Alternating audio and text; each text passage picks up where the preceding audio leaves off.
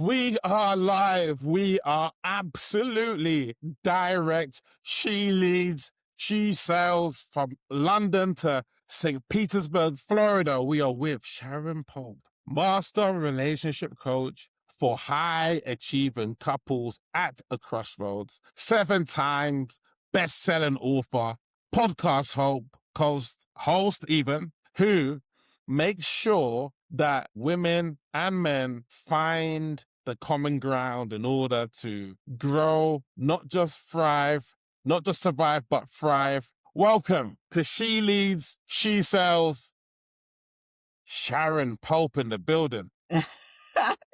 That is the best introduction I've ever had. Can you be my hype man, Jay? Tell me when and where. I'll be there in Paris. I'll Okay, be there in great. Paris. I'll see you in Paris. In S'il vous plaît. Paris. Bonjour. Bonjour. Yes. Bonjour. I've got to brush Bonjour. up on my French for next Yes. month.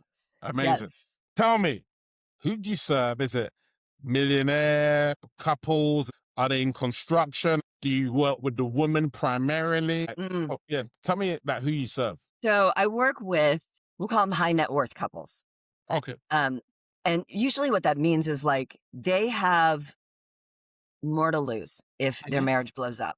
They have marriage problems just the same way that everybody else has marriage problems because Yes. marriage is challenging. But they have businesses together. They might have multiple homes together. They certainly have retirements. They have things like legacy that they think about. They have reputation.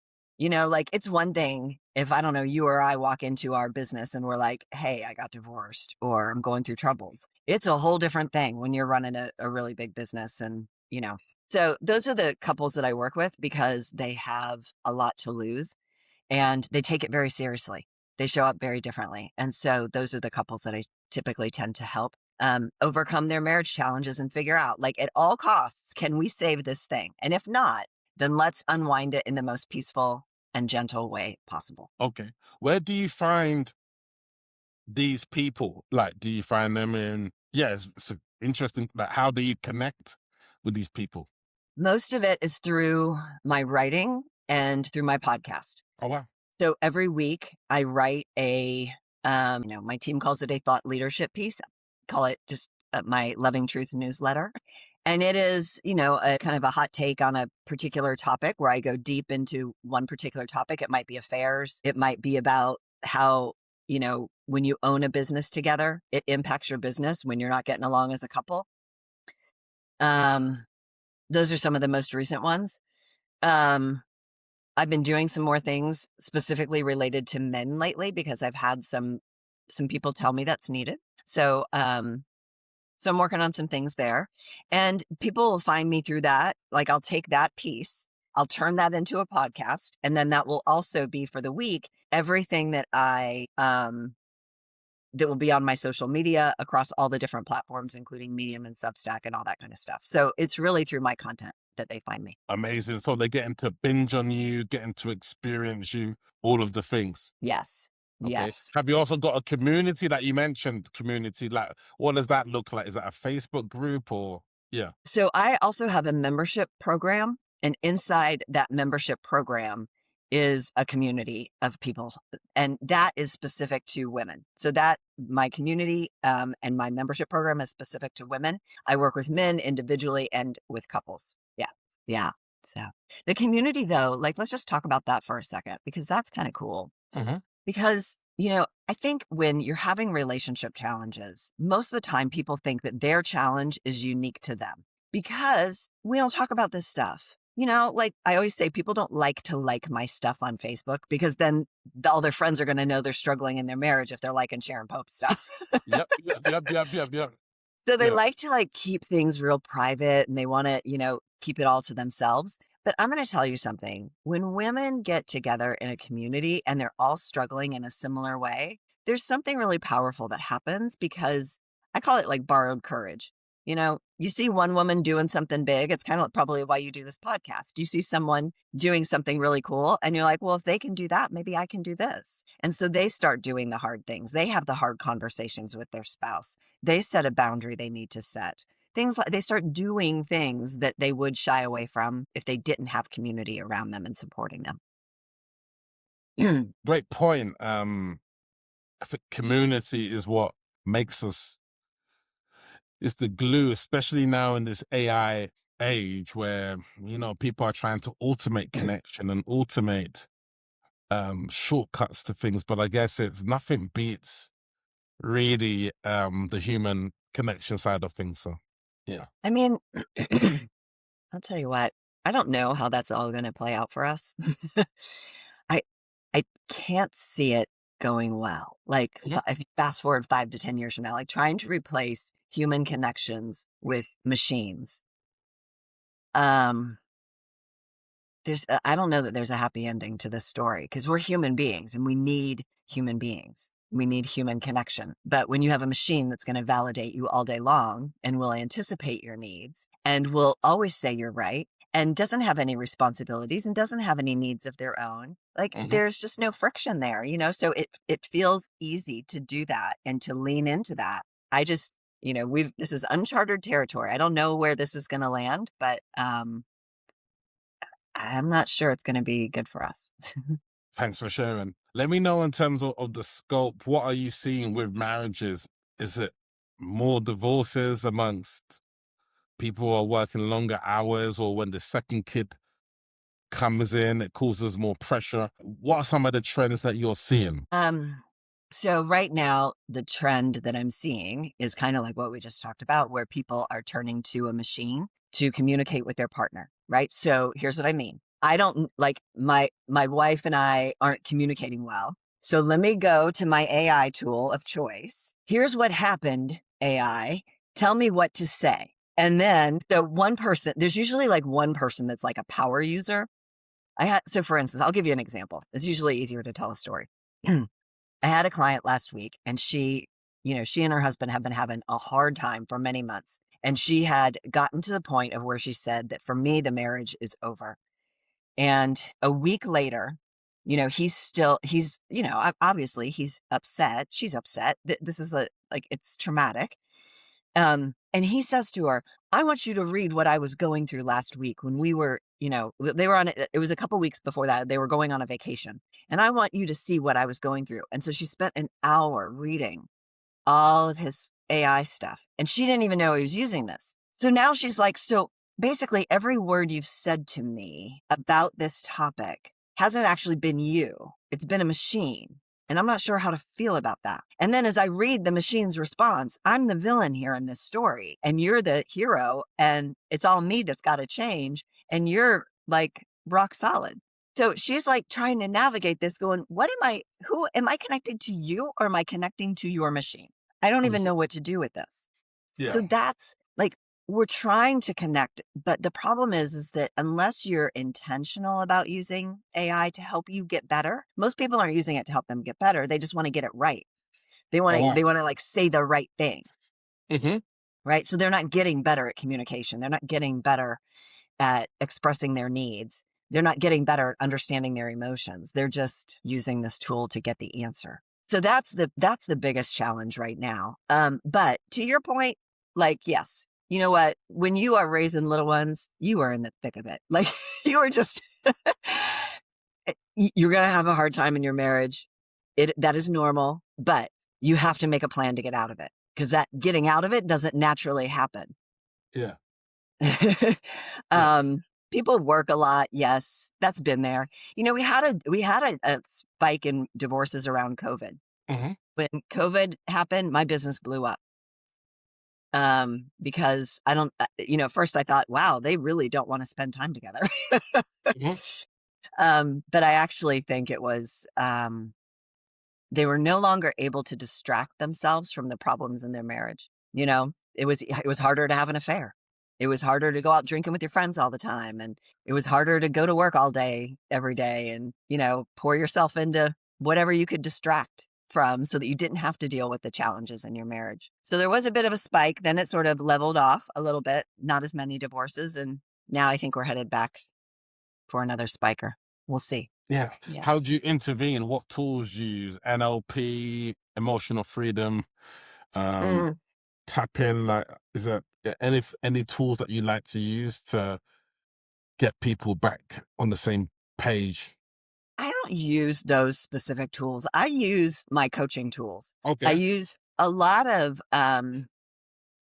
thought work, like as a broad sense of like getting to a place where you can manage your mind. Because when you can manage your mind, then you can manage your feelings. And when you can manage your feelings, then you can manage your actions. And so I help equip them to be able to do that so that they're getting the results that they want. Because our actions, of course, are going to lead to our results in business and life. Yeah. Same. But we often are not in charge of what's going on up here. And Okay. so when you can't manage your mind, things start going left of center pretty quick. Wow. I like the way you break things down very visually, very simply. I like the way you Good. do that, Sharon. Yeah. Yeah. Yeah. Try to keep it simple. It's got to be understandable, you know? Mm. Tell me, in terms of visibility, do you do maybe a monthly workshop? Do you take calls, something offline? Like, what do you do for sales? Like, this is she leads, she sells. Yeah. What's your selling strategy? So I will tell you what it used to be, and I'll tell you what I'm moving into right now because Cool. it's changing a lot. So my primary sales strategy had always been advertising, primarily through Facebook and Instagram. There was a time, it was probably 5 or 6 years ago, where I was spending $100,000 a month on Mhm. ads. Like it was dumb. It wasn't dumb. It was actually great because I was able to sell my book. And so the book sales would offset the advertising expense. And so Yeah. it made perfect sense. Yeah. But that is not the case anymore. Where now where before I used to spend like $1 in advertising and I'd make $1.05 back, Yeah.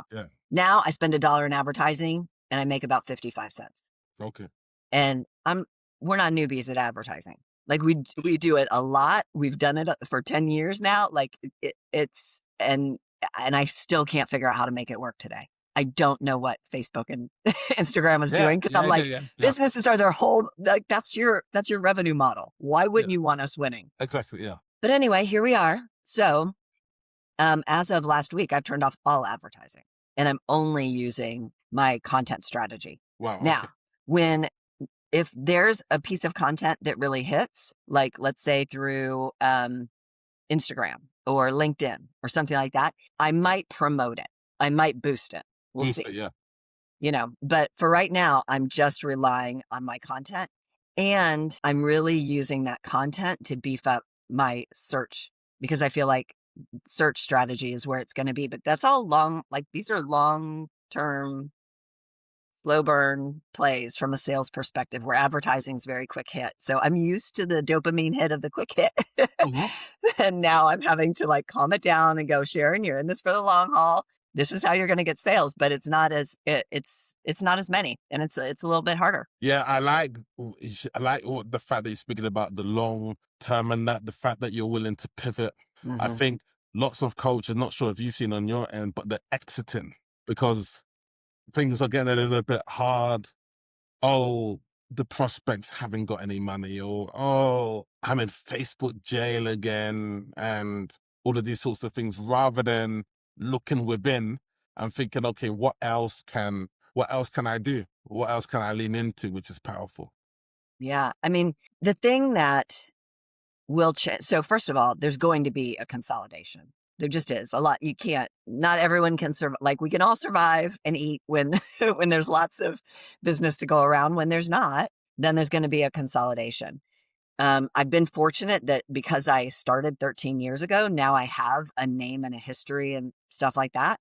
Like if someone asked me today, would you get into coaching today? I'd be like, hell no, don't do it. Not right now. You can't start as a newbie right now. Like, Yes, it's as a newbie right now. It's 100%, because it's like we've shifted from the knowledge economy to the credibility economy. yes. What I found, because I work in the female helping female space, and I've been doing that for the past 4 years, helping people in the United States. Live demonstration has been sovereign over the testimonials, over the book, of course, having a book, testimonials, they're good supporting things, but it's like, how is he able to demonstrate his expertise and how it can help?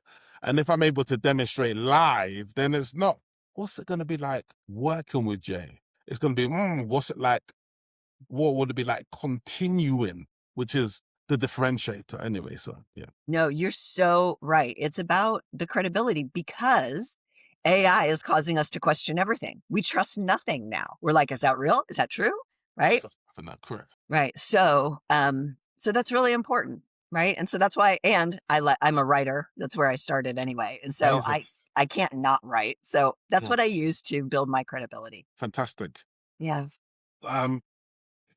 Currently like digging into this again, cybernetics in terms of the self-image. The self-image, you're never going to outwork that self-image, the self-esteem and things like this. People might rather look outwards. Oh, Yes. it's the recession. Oh, that prospect didn't have. Oh, my husband, my wife, look external rather than internal, so you don't have to really face yourself. So What you really... I have a person that mentors me. His name's Ryan Levesque, and he is talking about right now about how what is going to be in demand is the in-person, the things that are not scalable, right? So I think that what I'm going to be doing more of in the future is a lot more like small group in a room coaching versus coaching lots of people over Zoom. Yeah. So I think that's where things are going. Yeah, it's nothing beats live. I mean, I'm experiencing your essence right now.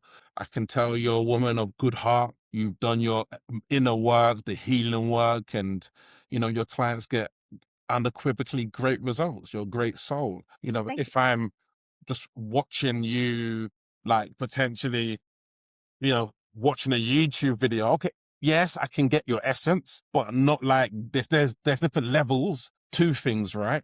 And so I guess we have to adapt, and yeah, some things are not necessarily scalable, but they do produce that proximity. I know there's the old adage, know, like, and trust. I don't think that's applicable anymore. Like, I'm really seeing this about trust, and trust. You could, yeah. I may not like you, but I trust you. I trust you'll tell me the truth. Yeah, you know, exactly. And so it's like, you can know that guru or that, okay, but no results for where you are right now. You could like her, him, Yeah. but he might be at level 15. You're at level 2. Find someone at level 5 who has more proximity to where you are, rather than Russell Brunson's doing an AI 4-day challenge and I'm going to pin my hopes on that. It's not so much that, but yes, if you're doing multiple 7 figures and you want to pivot that way, yes, but it's like, if you're starting out, that's the last thing, as you mentioned, to do the unscalable things. Yeah, that's the way to do it right now. Do the things that won't scale, that are highly customized and personalized, and have them pay for that. Like, so that they show up for that, because the more they pay attention. Ooh. So Amazing. Sharon, let them know how they can get in contact with you and who you're looking for specifically. So I specifically help men and women in midlife who are struggling in lonely and disconnected marriages, trying to figure out, can we make this work, or is the only answer to end it? And I help them come to that answer, and then I help them navigate that answer. They can find out more at clarityformymarriage.com. Wow. Great website. Amazing human being you are. So good to connect with experts that don't just... We learn from not their certificates, but from their scars. Everyone's talking about studies, right? Hey, I studied. I want to learn from your scars. Yeah. And I think it's that element of things which is powerful. So I appreciate you, Sharon. I appreciate you, Jay. Have a great day. Thank you so much. She leads, she sells. Sharon Pope in the building. Wow. We have the love expert that will turn your fortunes around. Check her out. She leads, she sells.